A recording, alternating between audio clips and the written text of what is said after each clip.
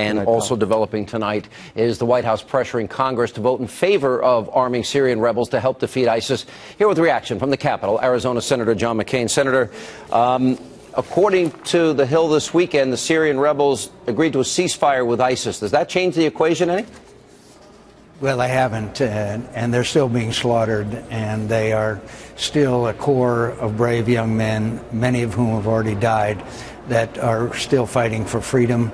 And I believe that they can still be viable over time. But let me say, I've just heard, and it may be wrong, that no Arab country has agreed, Middle Eastern country has agreed to engage in air or ground support against ISIS. This is a direct result of American indecision and lack of credibility.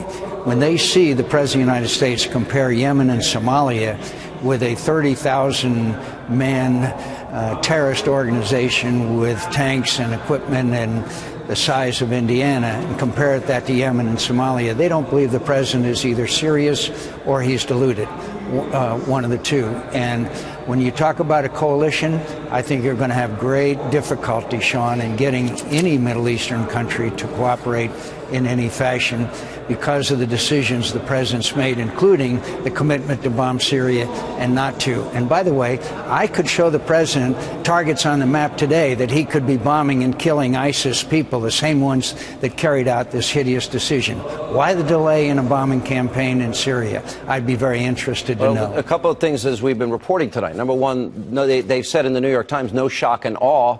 I think we've already telegraphed there's no boots on the ground. Now we're saying it's not going to be an overwhelming campaign. Then we don't have any allies that have publicly joined with us, no Arab countries. And on top of that, I am concerned about this report about Syrian rebels and the ceasefire with ISIS. Senator but Paul, that's not true. Well, it's not true. It's you want not me to read true. From the, Whether I don't care about the report. I know these people intimately. We talk to them all the time. But also let me point out that if we are going to conduct a conflict the way you are describing it, and I'm afraid that's the case, this is reminiscent of Vietnam, the gradual escalation that ended up in one of the worst defeats that America has ever suffered. Let me ask you about what your colleague Rand Paul said about it this morning. He said it's a mistake to arm them. Most of the arms that we've given the so-called moderate rebels have wound up in the hands of ISIS because ISIS simply takes it from them or it is given to them, and we mistakenly actually end up giving it to some radicals. Look, things are very... Has Rand Paul ever been to Syria? Has he ever met with ISIS? Has he ever met with any of these people? No. We're going to have a fight because it's patently false. This is the same Rand Paul that said we didn't want to have anything to do with anything to do in the Middle East, by the way. I don't want to get in a fight with him at all. Yeah. But it's not true. I know these people. I'm in contact with them all the time. All right, then let me ask you this. And he is not. Senator, and he is not. I know your background. I believe you when you say you have sources on the ground. But I've got to be clear, because I was a little surprised. It was in The Hill. It was in this weekend. They cite the Syrian Observatory for Human Rights monitoring events for the United Kingdom, and what they said, the groups agreed to a non-aggression pact in which they promised not to attack each other. You're saying this report in The Hill by this group is false, and you know for a fact. I know for a fact that the Free Syrian Army is being attacked by both Bashar Assad and by ISIS, and they have suffered hundreds of casualties at the hands of both. I know that they are not giving up their fight. I know that we can make them strong and resilient, but arming and equipping 5,000 a year in the face of a 30,000-man army means that the United States of America is not serious. Listen, I'm not saying that these are easy questions to answer. Sure. I mean, we can go back to arming the Mujahideen in Afghanistan many years ago with Stinger missiles, some of which have later been used and propped up and used against Americans. It seems like a very delicate question. Do we need to examine it further, more deeply, and know the people whose hands these weapons are going to get in? Certainly you're concerned about that.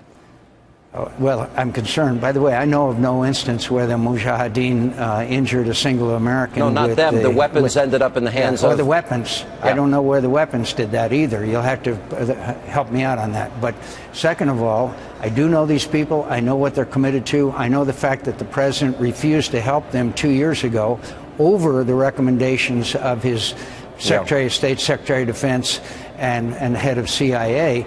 was a drastic and terrible decision to make. So yes, there are no good options. There are downsides to everything.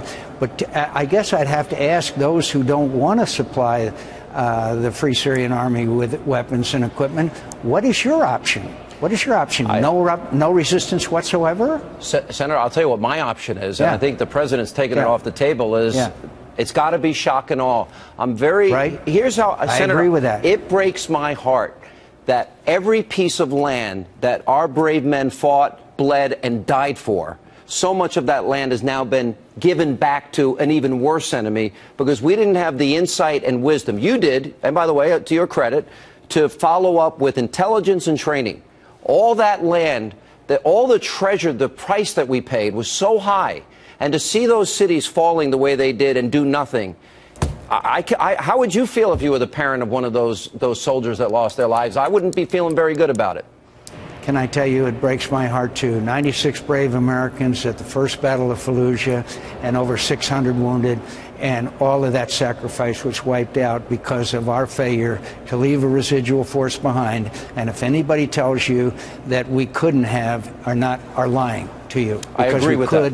And Lindsay and I were there, and I agree with you. It breaks my heart. And it was unnecessary, and that's because we're now fighting wars, and they're becoming politicized, and through this political prism, decisions are being made, and without any consideration for the sacrifice. And that's Vietnam, and that's also Iraq, and that's a shame, and that's not fair to these men and women. I totally agree with you, my friend, and I hope to work more with you on this Free Syrian Army issue. And I just want to make the right decision, Senator. Thank you for what you're doing. Thank you for what you're doing. All right, Senator, thank you. Coming up, the Obama